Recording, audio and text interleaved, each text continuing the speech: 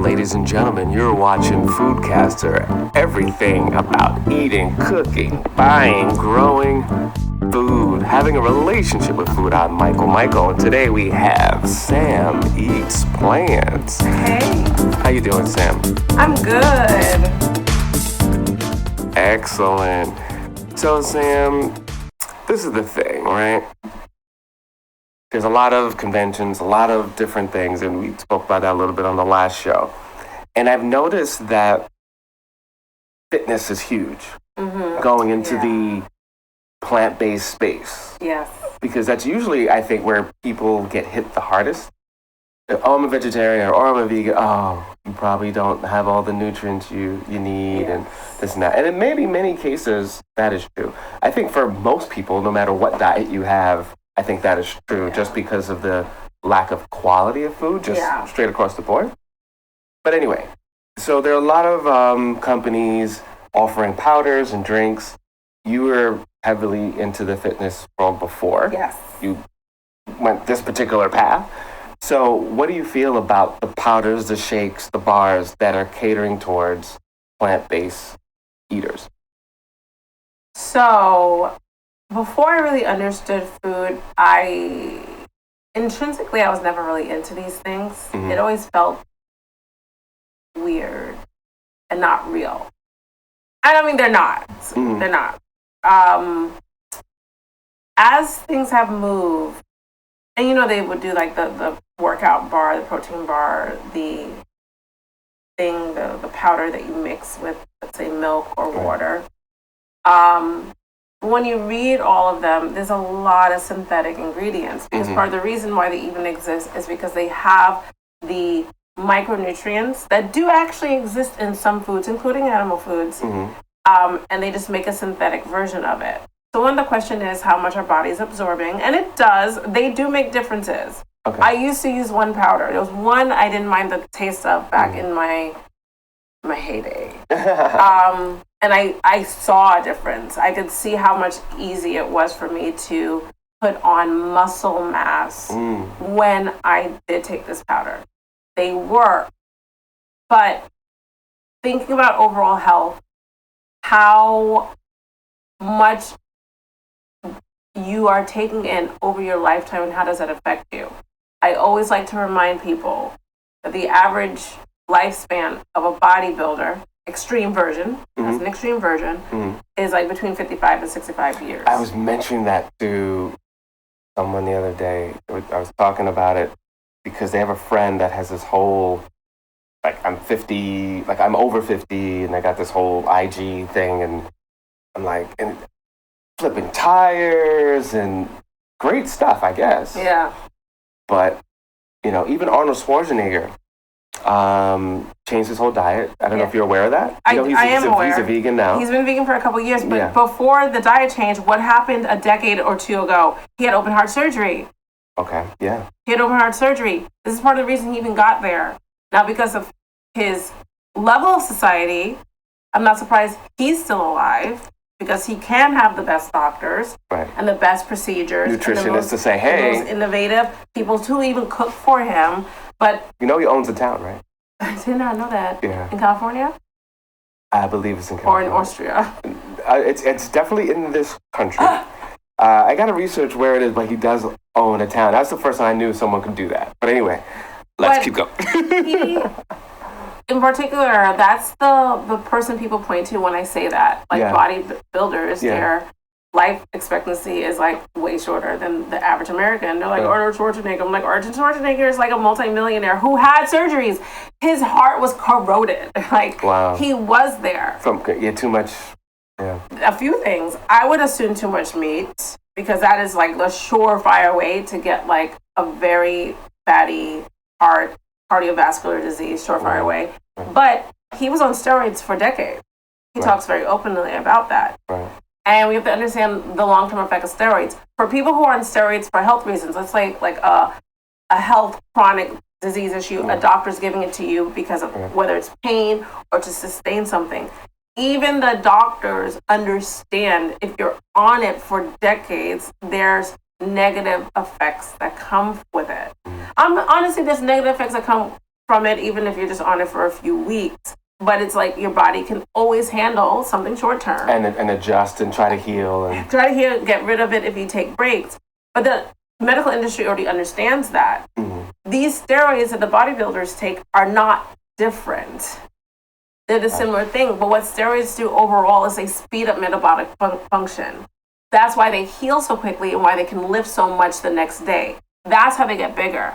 Just so we're clear, steroids don't make you stronger. Steroids speed up metabolic function. Therefore, you heal quicker. Gotcha. So you can lift more sooner. Truly lifting for muscle hypertrophy, which means getting bigger, means lifting for size, not necessarily strength or conditioning. The way you exercise, let's say on a Monday, you need a good, at least a day rest, usually 2 days rest, before you work that muscle group again. So that we're talking about Thursday. If you're on steroids, you can do that the next day. Oh, wow. A lot of that pain won't really be there. It would have healed already. That's crazy. That's how they get so big. That's what gets them big. And that sounds very science fiction.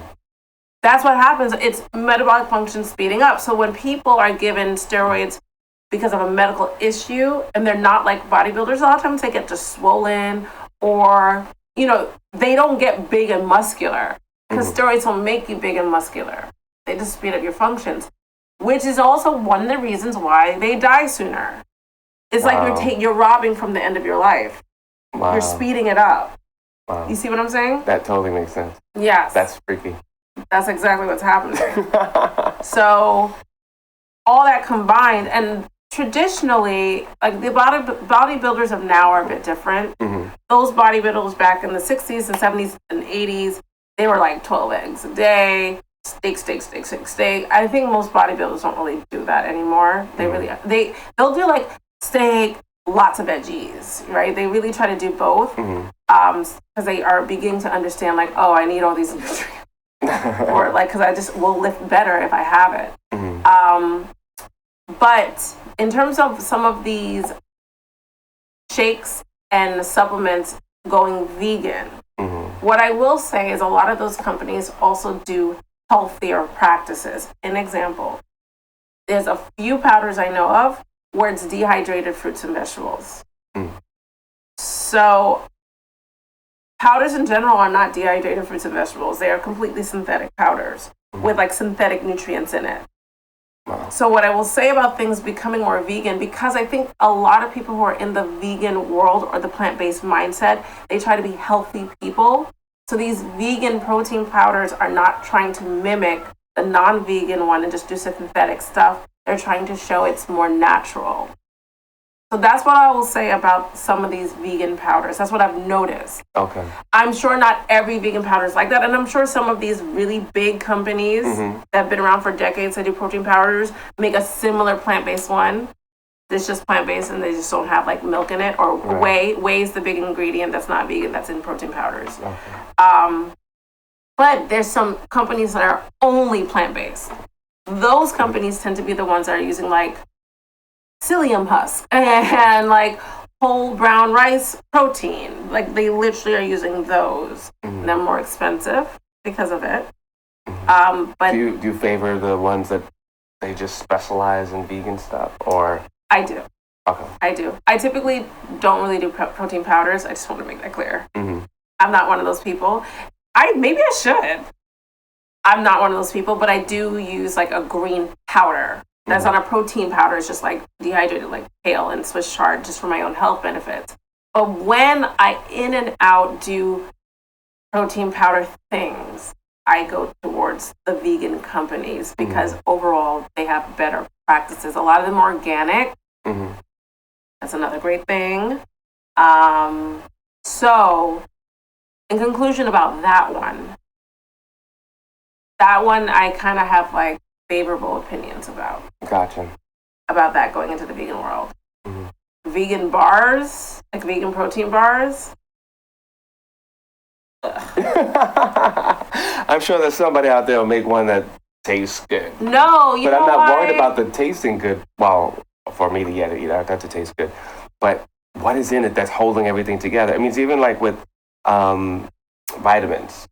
You know, Yes. like those that you need something to You bind. need a binder. What are you using to bind? Something You know? synthetic because you have to. Right. So you weigh all of that out. Like I take a multivitamin. Mhm. Granted, it's me. So it's like dehydrated fruits and vegetables. But at the same time, it's a pill form. I understand this. Okay. And I decided, like, okay, I'll take this vitamin, Mhm. knowing that. There are liquid vitamins that are great quality. Mhm. I'm not paying for it. Okay. I think if anyone can put that in their budget, do it. I'm just like, I eat well enough. Like, maybe one day when I'm just like, you know what? 50 is right there. I think I need to do the highest quality everything. Then maybe I'll take those vitamins, those liquid vitamins. At this point, I'm fine with my dehydrated fruits and vegetables pill form. But we should think about all the binders that are in things. Right. And a protein bar will never taste good. Oh, really? Because protein bars are disgusting. They are. I'm going to tell you something. That's why I don't take them A pure, at all. A pure Ever. version, a pure version of fat is oil. Like, so that's the consistency. A pure version of carbohydrates is sugar, granulated sugar. Mhm. Pure version of protein is powder. Powder doesn't taste good. Powder is like chalky. Mm, So those bars are always going to have like that chalky. too much of that, and then they're going to need something that make it palatable, which just tastes like a kind of sweet, kind of like peanut buttery, Right. like And chalk. then you're adding a lot of sugar to try to hide Yes. that. So it's like yeah, it's protein, but you have so much sugar going on. Just in to there. make it palatable. Yeah. Like, I mean, at this point, like, if that's really important for people, if that's really important to you, go ahead and dehydrate some broccoli and just pulverize it in a blender. You might as well. Well, if you're gonna do that, then put some honey in there, put some fruits, and you might as well make yourself a Just smoothie. make those. There you And go. thus we go back to where Sam is. I drink smoothies. Feel very satisfied in that. Yes. I still look younger than my younger brother. I'm winning. Dun, dun, dun. And that's another thing too, right? They're the selling point. You're gonna look younger, greater, stronger. Just take this bar, take this pill. I mean, they have a really good pitch. A lot of these Yeah. companies, and they usually get a bunch of gym rats to Yes. sell the stuff. And Yes. I want to look like this guy. So It's easy to sell those things with people with like very, I'll say the word nice physiques, but I know nice is subjective. So we'll Mhm. say like low body fat, high lean muscle Mhm. physique, right? right. But they don't also, you don't know what their lifestyle's like. You don't know how they eat. And also what they were doing before, because if you Yes. just hire a model, The best you way know. to see these things, if you take somebody from the start who wasn't even into fitness, okay, follow these people and Right. what they're doing to eat, Yeah. and then have them do a protein Yeah, I think powder that's- and yeah. see how that changes. Then good you know idea. how it works. But you can't really go off, just like advertisements, you can't really go off who is representing them. Like if Layla Ali wants to do a protein powder advertisement, like it's not fair. only if was she a professional boxer, she also genetically has that training from the DNA from her dad in her. Yeah, talk about that. Talk about that. Another one. That's an interesting. Yeah, that's a whole nother It's true. thing. It's true. Side note: if you look at Hulk Hogan's children, see how big they are. Wow. See how big they are? They're even bigger than him. Part of the reason why they're big that way, that I believe, Oh, this is hearsay. All the steroids. All the steroids, because they were conceived when he was like in his prime. When he was that. You know these huge kids, and the mom is regular size. Wow, They're just tall. interesting. This stuff comes down. Ooh, and yay. Is there a long term effect from it though? Wow. We don't know. Are they smart? Did you watch that reality show? Okay, there you go. So, all right, kiddies. I think you learned a very sharp lesson by accident. Everything gets passed down. Wow. Not everything, but like things, your Well, experiences and your behavior gets passed down. Well, that's the thing. So Yeah. let's talk about that. So with all these nutritional shakes and bars, is that a concern? I don't think it's a concern. I think out of all the toxic things we're exposed to, those things are not the worst. Okay. So that's not the concern. Well, I mean, that's the bar is low there. If it's not the worst. No, because these things do affect everything, including like if you have offspring, how their DNA will form. But that also includes us breathing in toxic air. It also includes us breathing in toxic water. It also includes us being stressed out and having incredible amounts of cortisol levels coursing through our bodies. All of this will affect procreating and how the child is in many ways, not just physically, but it will affect even how their bodies respond to stress and thus their health outcomes as well. Well, this is the interesting thing. So there's been a lot of people tinkering with a future, trying to be like the cartoon The Jet. Yeah. You put a pill in here, boom, press the button, 2 seconds, boom, you have a full meal. We've seen that. We've also seen that in Back to the Future, like part 2. No, was it the first one they did that? No, there was. It was in The Island. I don't even know if you saw that movie. Oh, it was in that one too. It was in The Island. So it's always been a thing. Yeah. And I've seen that at conventions, but definitely because of the pandemic and shutting down. Also, I look at the waiters or waitresses a little different now. As far as like, their cleanliness. And, okay, you're wearing gloves, but if you're touching everything with the gloves all day, then you're not really... Hold up. And about gloves, gloves give a false sense of hygiene.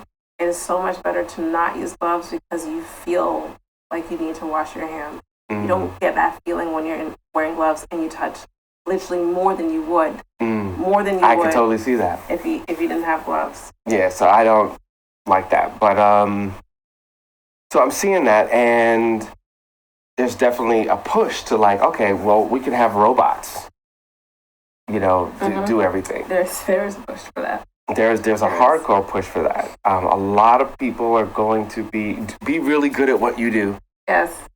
Because if you're not, be one of the best at what you do. You will be replaced. You will, yeah, absolutely. I already see it in the world I'm in.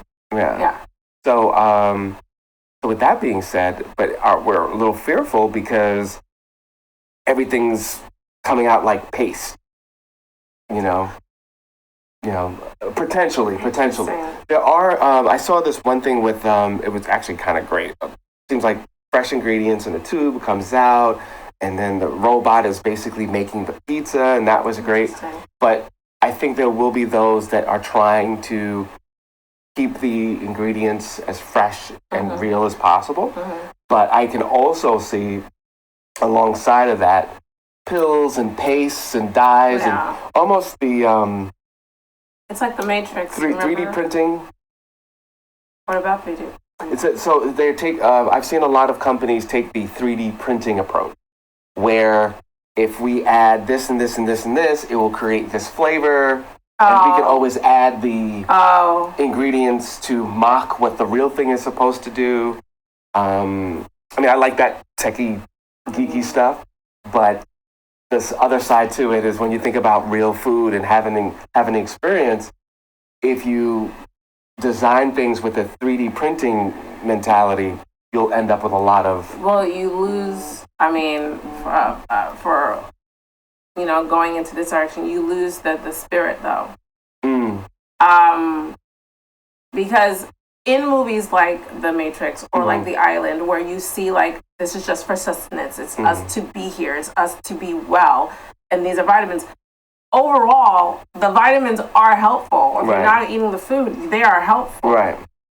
But let's say the thing that creates the food that you are eating, if it is inanimate, if it's not real, there is actually something that you're going to miss within as you consume that. And how that affects humanity, I don't know. But I promise you, when something's made with love in the kitchen versus something made with disdain, that affects you. I know we're going like away from just like physical, tangible food, but it's real. It's real. Right.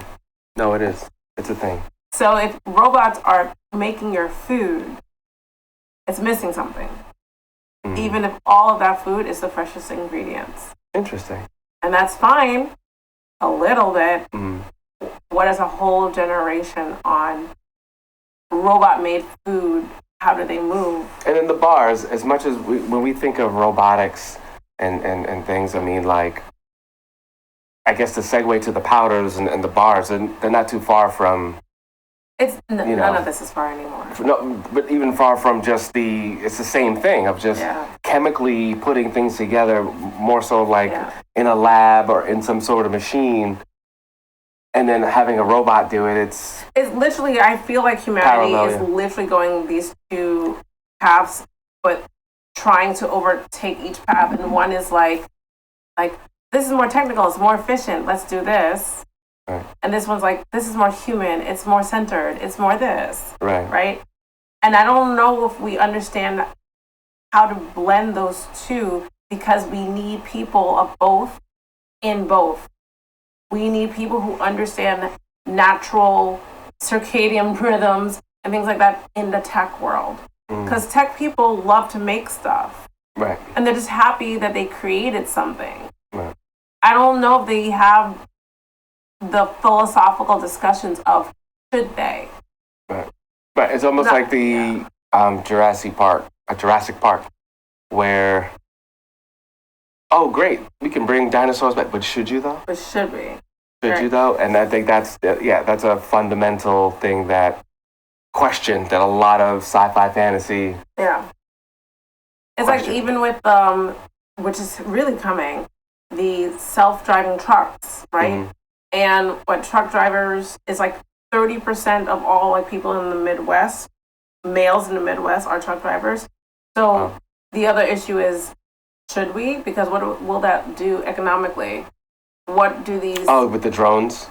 Like to take away their jobs? Take away their jobs, right? So those questions need to be had in both things, like in the food stuff, and the food being more like, okay, we can make it organic and in a pill, and they just add water. But should we? Should we? Right. It might be fine overall. How will it affect humanity? It's good for the trip to the moon, but... It's great for a trip to the moon. Right. Is it great for humanity all the time? Right. That's why we need philosophers in all these industries. We need philosophers in all these industries, and anthropologists, and like people who understand like this is bigger than just like an idea, and like letting the idea. And you guys could always hire us to. Just say. I could be the philosopher. We can talk about it. We could talk about it because I got tons of questions. We can look at other civilizations and what happened when something major happened, and and should it have happened? I mean, one of the classic cases that is always talked about, and we wonder if and when historically it happened or what happened, Atlantis. Yes. Like just knowing too much and creating too much, becoming too powerful, to whatever that is. And are we getting to the point? I mean, the whole Jurassic Park thing is actually very real. They're working on that, right? With the woolly mammoths in Russia and sending those seeds or whatever, the DNA to Asia, and it's all this stuff. It's crazy. Until humanity can actually completely feed itself, we shouldn't be working on projects like that. But that's my philosophy. There you go. Philosophers need to be in the industry. Right. If you got the money to really try to like bring back dinosaurs, bring back like inanimate or just, and they're cloning in countries that it's legal all the time. Let's feed the whole world first, and then we'll start going there. And not even. And then, see, this is where it brings up but we're cloning food. Should we be cloning food instead of just growing it and let it do its thing? Know. Now, are we going to destroy the planet to such a point where it's like 12 monkeys? Where this will end up being more beneficial because we can't eat food above the surface, right? Wow. And these are all things to really talk about. But that's why I'm saying philosophers need to be in all of these areas, discussions, because these are real things. Scientists understand where we really are headed globally, right? For the survival of humanity, which honestly, I don't even have like skin in the game for that one. Right. We don't have to. For me, as a species, we don't have to survive. But if that's your passion, as a we don't have to survive. If that's your passion as a human, you want to see our species flourish. Right. Then maybe that might have to be what we do, because we're going to make the surface of this earth very hostile to a nice life. Yeah. And on that note, try those bars. Let us know what you think about it. And if they just taste like chalk, let us know. And if you find any protein bars that actually taste good and are not killing people with, 40 grams of sugar and all of that and all that stuff, please let us know, because I'd like to try it. I'd like to try it too. Yeah, I really would. What's your social media? You can find me at SamEatsPlants_ on Instagram, giving you doses of nice, healthy advice.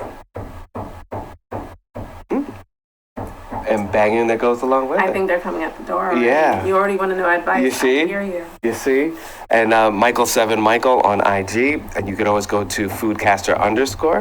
You're watching Foodcaster, everything having to do with having a relationship with food. Thank you so much for watching. If you're watching us on cable, please let your local provider know that we appreciate it and that you love the show. Please leave comments on YouTube. You can find all our videos on geekcaster.com. There's actually a section for Foodcaster right there. Thank you so much.